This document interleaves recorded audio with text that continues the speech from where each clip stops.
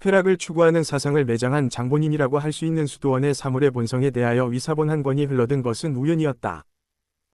그리고 9세기의 어느 날 썩어 문드러질 운명을 기다리고 있던 그 사본을 한 수도사가 스크립토리움, 필사하는 작업 공간에서 베끼기 시작한 것도 정말 우연이었다. 그 필사본이 약 500년이라는 시간을 견뎌 마침내 1417년 피렌체의 인문주의자, 필사가, 작가, 교황청 관료인 포조의 손에 떨어지게 된 것도 대단한 우연이었다. 1417년 근대의 탄생. 르네상스와 한 책 사냥꾼 이야기. 스티븐 그린블렛 이예원. 까치 2013 초판. 포조 브라촐리는 고대 세계의 유산을 이잡듯 찾아내어 되살려내는 데 중독되어 있던 그 시대가 낳은 가장 위대한 책 사냥꾼이었다. 그 발견의 순간의 배후에는 교황 요한네스 23세의 체포와 투옥, 이단자들의 화형, 문화 전반에 걸친 이교 문명에 대한 관심의 폭발적 고조가 있었다. 포조의 재발견으로부터 100여 년이 지난 후인 1561년, 피렌체 종교에 있는 학교에서 사물의 본성에 관하여를 읽는 것을 금했다. 이런 금지 조치가 이탈리아에서는 책의 유통을 제한하고 실제로 이 작품이 널리 인쇄되는 것을 효과적으로 막아냈을 수도 있지만 이미 금단의 문은 열린 후였다. 니콜로 마키아벨리가 필사한 사물의 본성에 관하여는 현재 바티칸 도서관에 보관되어 있다. 포조는 교황의 비서였다. 그런 자의 유산이라고 할 수 있는 이 책이 바티칸 도서관보다 더 어울리는 장소가 달리 또 어디에 있겠는가. 몽테뉴는 수상록 예백 여행에 달하는 사물의 본성에 관하여 이 내용을 직접 인용했다. 저 둘뿐이겠는가. 이 책에 영향을 받은 인물이 몇 명만 열거하면 아래와 같다. 레오나르도 다빈치, 갈릴레오, 프랜시스 베이컨, 리처드 후커, 월터 롤리, 알베르티, 미켈란젤로, 코페르니쿠스, 라파엘로, 보티첼리, 세르반테스, 마테오 보이아르도 등등. 이 책이 무언이 관대. 사물의 본성에 관하여는 고대 로마 철학자 루크레티우스, BC 96년경 물결표 BC 55년, 위 작품이다. 총 4400행에 달하는 이 시는 6개 음절로 한 행을 구성하는 표준적인 육보격 형식을 취하고 있다. 다음의 목록은 루크레티우스의 시를 구성하고 있는 그의 주요 주장이다. 의사물은 눈에 보이지 않는 작은 입자들로 만들어진다. 의물질을 구성하는 기초 입자인 사물의 씨앗들은 영원하다. 의기본이 되는 입자들은 그 수는 무한하나 형태와 크기는 제한이 있다. 모든 입자는 무한한 진공 속에서 움직이고 있다. 우주에는 창조자도 설계자도 없다.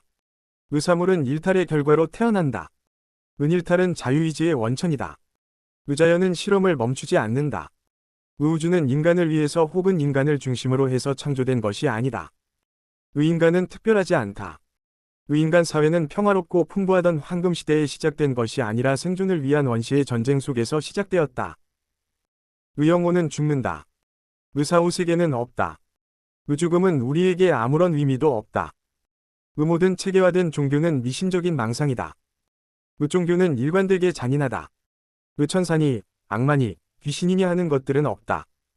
의인생의 최고의 목표는 쾌락의 증진과 고통의 경감이다.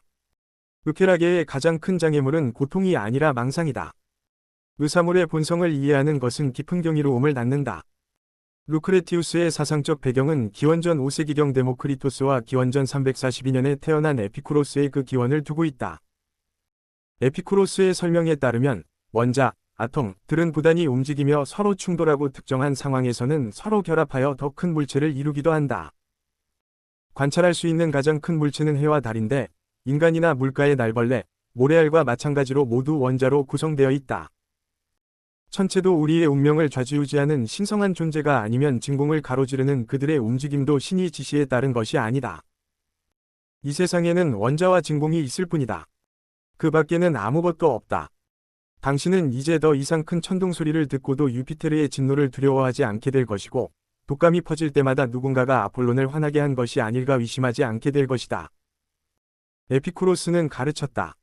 미신으로부터 해방되면 자유롭게 쾌락을 추구할 수 있다고. 이곳에서는 쾌락이야말로 최고의 선이다. 우리가 의미하는 것은 방탕하고 감각적인 쾌락을 추구하자는 것이 아니라네. 이런 사상은 신이나 국가에 대한 숭배와는 병립하기가 매우 어렵다. 이 전통의 신봉자들은 때때로 미치광이 취급을 받았고 불경당하거나 심지어 그저 아둔하다는 이유로 배척되었다. 중세 기독교의 성장과 함께 이들 문화는 가차없는 공격을 받고 휘화되었으며 끝내 불살라졌다.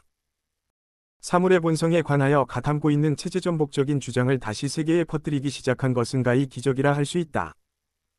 근대의 서막을 알리는 종소리였다. 고대 이후 미와 쾌락의 향유에 관한 루크레티우스의 생각을 가장 잘 체현하고 그것을 인간이 탐구할 목표로까지 밀고 나간 문화가 르네상스 시대의 문화이다. 사물의 본성에 관하여 는 베누스에 대한 기도문으로 시작한다. 이 시에 영향을 받은 보티첼리의 작품 봄 1482년경 은 실록의 숲을 배경으로 봄을 알리는 고대 신들이 함께 모습을 드러낸다. 이들은 모두 하나로 어우러져 리드미컬한 몸짓으로 루크레티우스의 시가 환기시키는 것처럼 자연스러운 번식의 계절이 다시 찾아왔음을 알리는 데에 여념이 없다. 봄이 오니 날개 달린 전령들이 앞서 나와 베누스의 입장을 알리고 어머니 플로라는 열심히 제피로스의 발꿈치를 따라와 그들의 앞길에 빼어난 색과 향을 풍성하게 흩뿌린다.